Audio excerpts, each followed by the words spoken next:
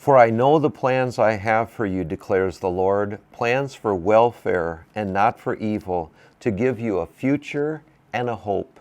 Jeremiah 29, verse 11. This month during Wings, the kids are memorizing and learning about this verse from Jeremiah 29. It's a wonderful verse, filled with great promises. In the Old Testament, there was a man by the name of Joseph.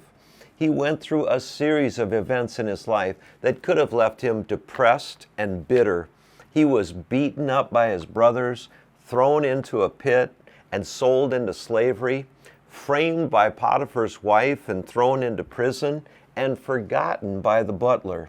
But as he reflected on all that had happened, rather than being discouraged, he said these words to his brothers, "As for you, you meant evil against me, but God meant it for good, to bring it about that many people should be kept alive as they are today."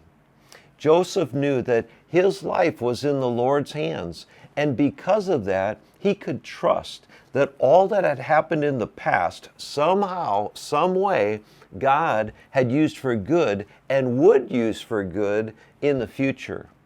There are times in our lives that we are tempted to get discouraged and bitter.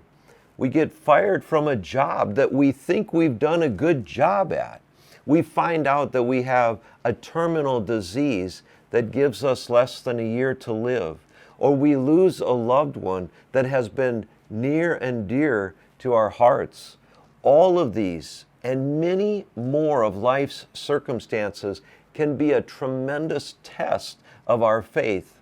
But God invites us to trust that our lives are in His hands and that some way He will use what has happened in the past or what is happening in the present for good in the future. St. Paul said something similar in Romans 8:28, and we know that for those who love God, all things work together for good, for those who are called according to His purpose. May we know that because our lives are in the Lord's hands, we have a hope and a future. Press on in the Lord.